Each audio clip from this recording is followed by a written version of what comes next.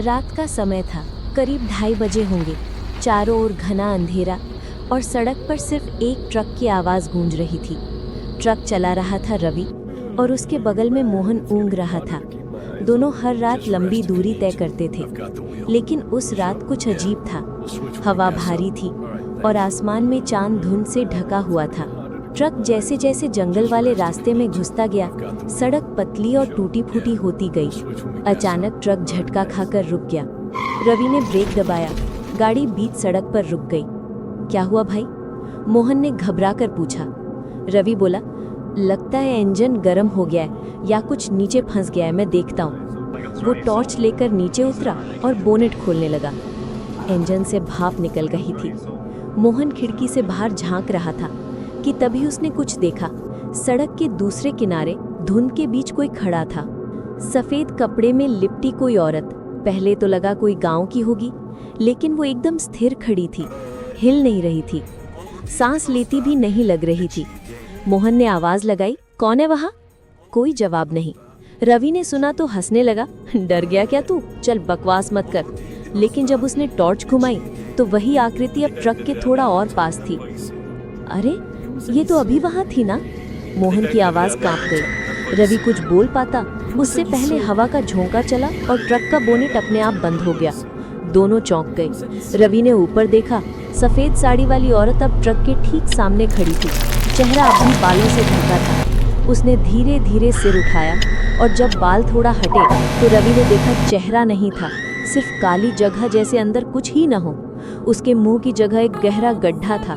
रवि पीछे हट गया और जैसे ही उसने कदम बढ़ाया वो औरत हवा में कुछ इंच ऊपर उठ गई, जैसे जमीन को छुए बिना तैर रही हो।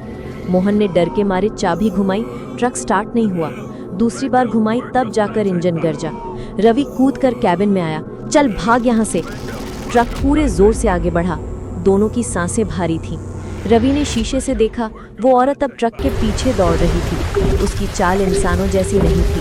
हाथ अजीब ढंग से मुड़े हुए थे और पैरों की जगह बस काली धुंध थी। मोहन ने शीशा नीचे कर दिया, मत देख पीछे। पर सड़क बार बार वही दिख रही थी, वही मोड़, वही पेड़, वही जगह, जैसे वो उसी जगह चक्कर काट रहे हों। मोबाइल में कोई सिग्नल नहीं था। अब डर पसीने की तरह बह रहा था। तभी सामने सड़क पर वही औरत फिर से खड़ी थी, बिल्कुल बीच रास्ते में। मोहन ने एक्सीलरेटर नहीं छोड़ा, ट्रक सीधा उसके आर पार चला गया। कुछ पल के लिए लगा जैसे ट्रक किसी ठंडी हवा से टकराया हो। पीछे मुड़कर देखा, कुछ नहीं था। आगे बढ़े तो अचानक फिर से वही मोड़, वही जगह। ये रास्ता हमें छोड़ ही नहीं रहा, रवि बोला। अब तो दोनों समझ गए कि कुछ गड़बड़ है। रवि को अपने पिता की बात याद आई, अगर रास्ता बार बार घूमने लगे, गाड़ी मत रोकना, पर भगवान का नाम जरूर लेना। दोनों ने मिलकर ऊंची आवाज में हनुमान चालीसा पढ़नी शुरू की। बाहर हवा तेज हो गई, पेड़ हिलने लगे, ट्रक की लाइट झपकने लगी। अचानक एक जोर की चीख सुनाई दी। वही औरत अब खिड़की के पास थी। उसका चेहरा शीशे के बिल्कुल पास, खून से सना हुआ। मोहन ने आंखें बंद की और पूरा एक्सीलरेटर दबा दिया। इंजन गरज उठा, ट्रक ने जैसे उस जगह को चीर दिया। कुछ देर बाद सब शांत हो गया, हवा थम गई। सामने पहली बार गांव की बत्तियां दिखीं। दोनों ने राहत की सांस ली।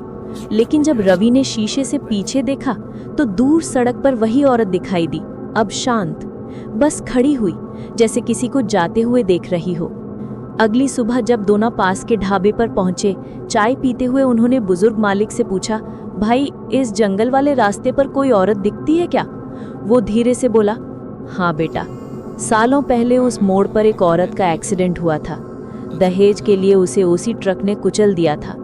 तब से हर रात वो किसी ट्रक के पीछे लौटती है, शायद अपने घर जाने के लिए।